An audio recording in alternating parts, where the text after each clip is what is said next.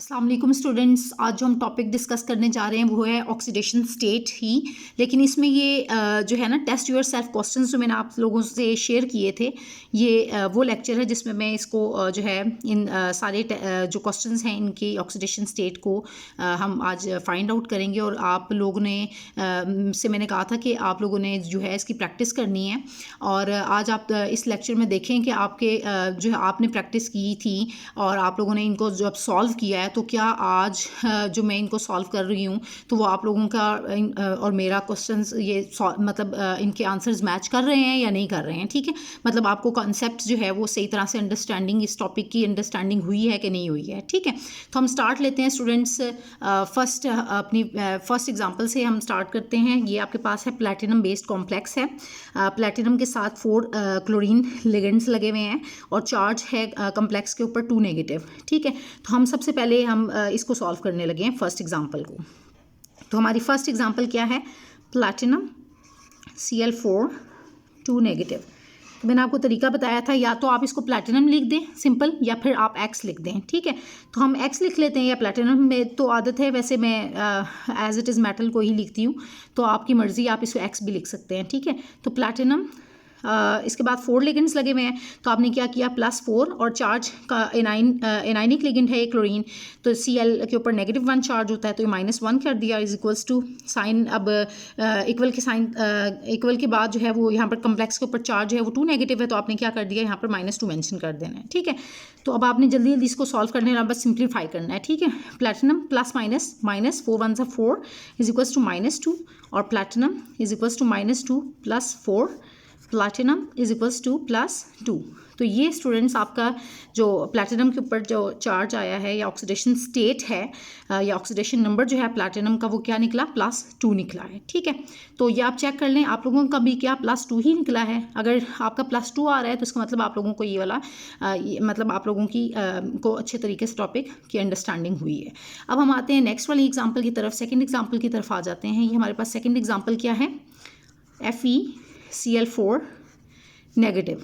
ज़रूरी नहीं है कि चार्ज हमेशा 2 नेगेटिव हो या 3 नेगेटिव हो, या +3 भी हो सकता है, पॉजिटिव भी हो सकता है। ठीक है, तो 3 पॉजिटिव भी हो सकता है, लेकिन यहाँ पर अब जैसे माइनस है, ठीक है, -1 चार्ज है, तो ये आपने देखना है चार्ज की तरफ भी आप लोगों ने काफ़ी फोकस करना है। ठीक है, तो अब यहाँ पर अब आयरन की फाइंड करने का कहा गया है, तो आयरन को आपने एज इट इज़ लिख देना है। ठीक है, फिर +4 एज इट इज़ -1 इसके ऊपर charge.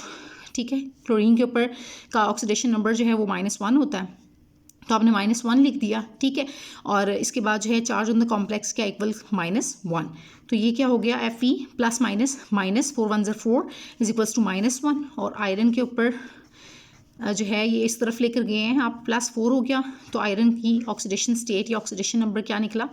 That is equals to 4 -1 + 4 is equals to +3, तो ये +3 इसकी ऑक्सीडेशन स्टेट या ऑक्सीडेशन नंबर आ गया। स्टूडेंट्स, अब हम आते हैं अपनी थर्ड एग्जांपल की तरफ। हमारी थर्ड एग्जांपल जो है वो क्या है?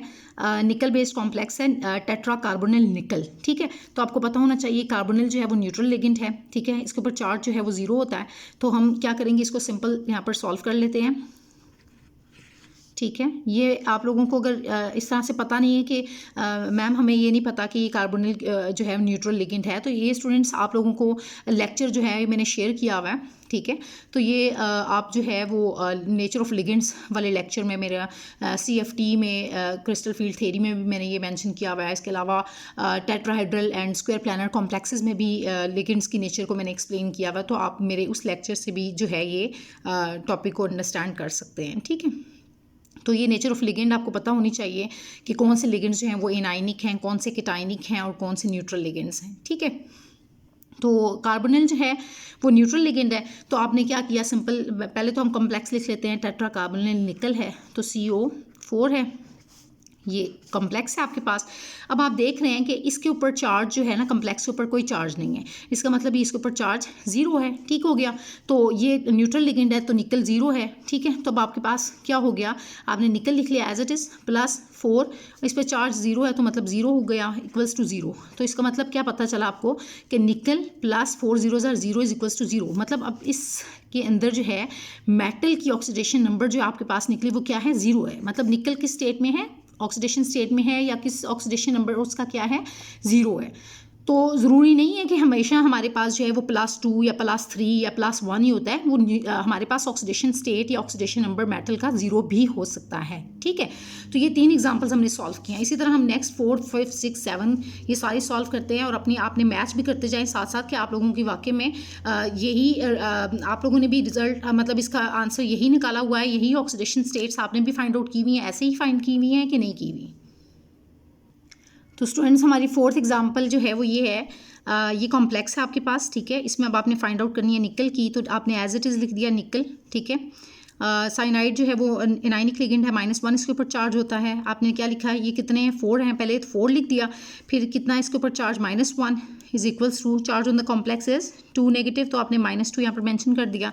निकल आगे आपने सिंप्लीफाई कर दिया, प्लस माइनस माइनस हो गया, 4 1 4 इज इक्वल्स टू -2, तो कितना निकल आया है, nickel is equals to -2 + 4, so it is nickel is equals to +2, ठीक है। ये आपने फाइंड कर लिया।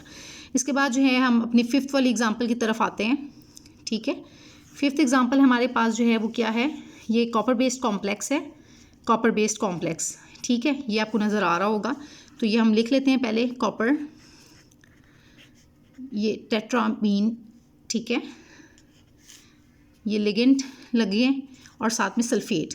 तो अब आपको पहले बताया है कि सल्फेट के ऊपर चार्ज क्या होता है, -2, तो ये automatically charge on the complex क्या हो जाएगा, +2 या 2 पॉजिटिव से आप मेंशन करते हैं, ठीक है। तो ये अब नेचर देख लें आप इसकी कि अमोनिया जो है जो लिगेंड लगा हुआ है वो न्यूट्रल लिगेंड है, तो उस पर चार्ज 0 है। तो आपने कॉपर लिख लिया एज इट इज़, साथ में कितने 4 लिगेंड्स हैं, तो 4 लिख दिया।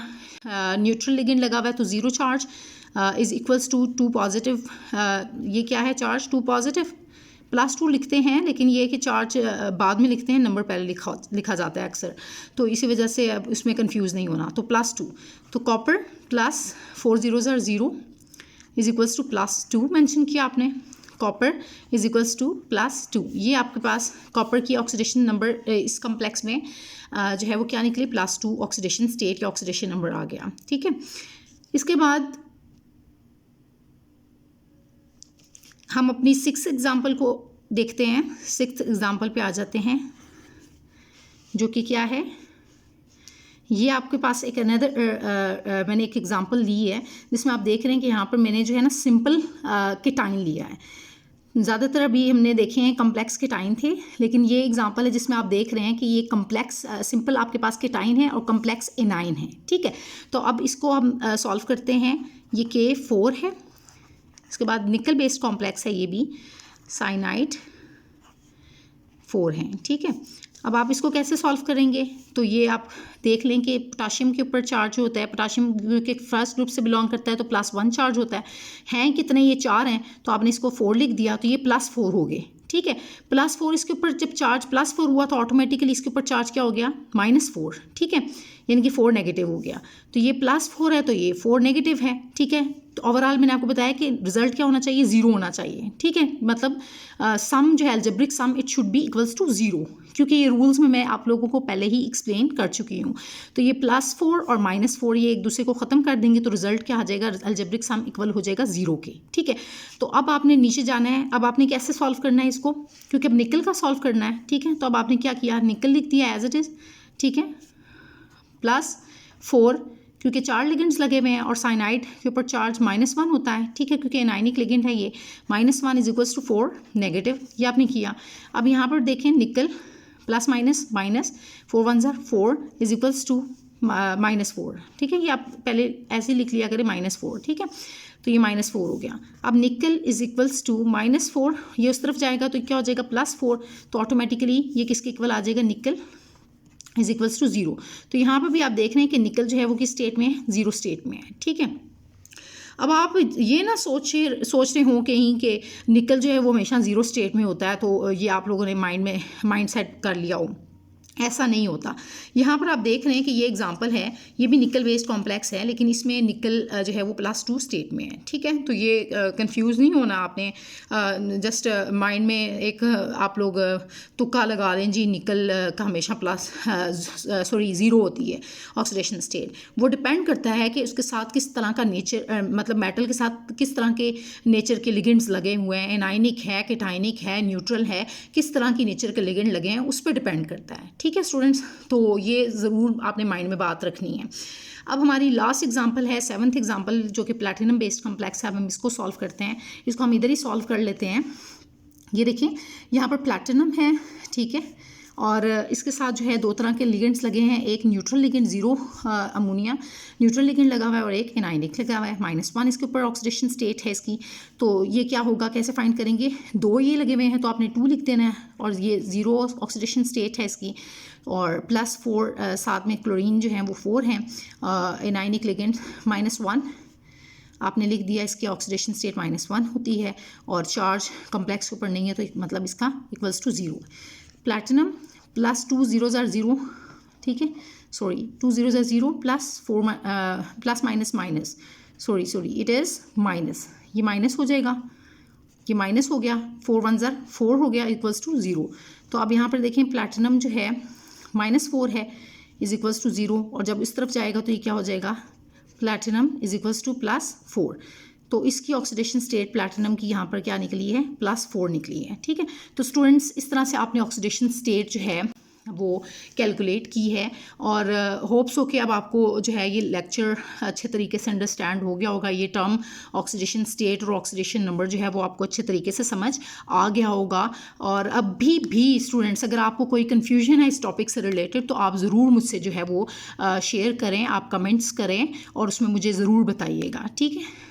ओके स्टूडेंट्स, अपना ख्याल रखिएगा, और अगर आप लोगों ने मेरे चैनल को सब्सक्राइब नहीं किया तो अभी तक अगर सब्सक्राइब नहीं किया तो आप ज़रूर इसको सब्सक्राइब कर लें, और इसके अलावा जो बेल आइकन का बटन है उसको प्रेस कर लें, ताकि जितनी भी मेरी वीडियोस हैं, जितने भी मेरे लेक्चर्स हैं वो आपको जो है ज़रूर टाइम पे मिल जाएं। Thank you so much students.